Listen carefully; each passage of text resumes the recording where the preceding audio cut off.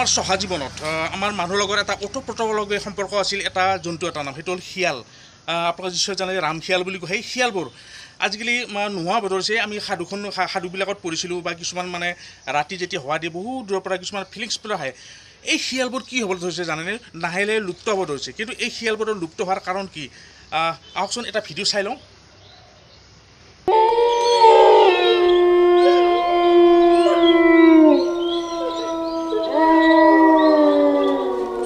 रात के अंधेरे में वो आता है।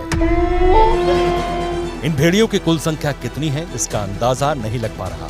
माना जा रहा है कि 7 से 8 भेड़ियों का ये झुंड हो सकता है। अब तक 3 दर्जन लोगों पर भेड़ियों का ये झुंड हमला कर चुका है। इसमें से आधा दर्जन की तो जान जा चुकी है।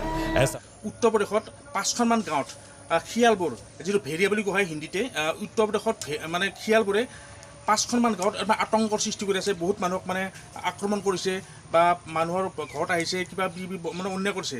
ইয়াৰ কাৰণ কি?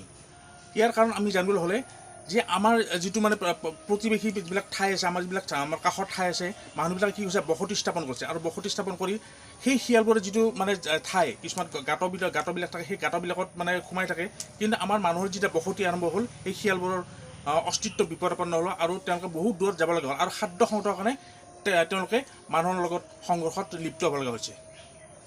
এটা কথা মানিব লাগিব যে শিয়ালে আমাৰ মানৱ জীৱনক বহুত মানে সহায় কৰে। আপোনালোকে নিশ্চয় অনুমান কৰিব যেতিয়া আমাৰ মৰা কিছুমান বস্তু বা কিছুমান গৰু ছাগলী মৰে বা কিছুমান ক্ষেত্ৰত পৰি থাকে বা এনেকুৱা ধৰণৰ অনাদিত হৈ পৰি থাকে সেই সময়ত সেই শিয়ালবিলাকে সেই মৰা মৃতকৰ খাই আমাৰ পৰিৱেশটো আমাৰ ৰক্ষা কৰি চলে। সঁচাকৈ এটা শিয়ালৰ লগত যিটো সম্পৰ্ক আমাৰ ককাহঁতেও কৈছিল যে শিয়ালে আমাক বহুত মানে কিছুমান সাধু কথাৰ দৰে বুজাইছিল মানে মানৱ জীৱনৰ লগত শিয়ালৰ কেনেকুৱা ধৰণৰ মানে ওতঃপ্ৰোত সম্পৰ্ক আছিল আমি বুজি পাওঁ কিন্তু ইয়াৰ অস্তিত্ব সঁচাকৈ বিপদাপন্ন আমি ভাবিবলগীয়া কথা।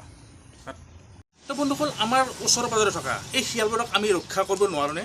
সঁচাকৈ দুখ লাগে। শিয়ালৰ লগত সম্পৰ্ক মানুহৰ লগত আপোনালোকে নিশ্চয় জানে আপোনাৰ গাঁৱে ভূঞে চহৰে নগৰে এটা সময়ত আজি প্ৰায় লুপ্ত হৈ গৈছে। আমি শুনাই নাপাওঁ শিয়ালৰ মাত। এই জন্তুটো সুৰক্ষিত হ'ব লাগে। ভাল লাগে এটা পৰিৱেশ ভাৰসাম্য ৰক্ষা কৰাটো শিয়ালে বহুত মানে সহায় হয়। তো বন্ধুসকল আপোনালোকৰ দিহা পৰামৰ্শ বিচাৰিলোঁ।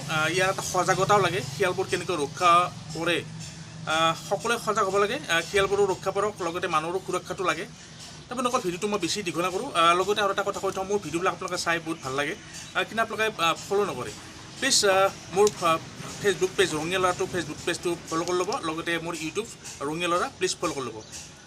তেতিয়াহ'লে যদি বিদায় মাগিছোঁ পুনৰ আৰু নতুন ভাল ভিডিঅ'ত আপোনালোকক পাম।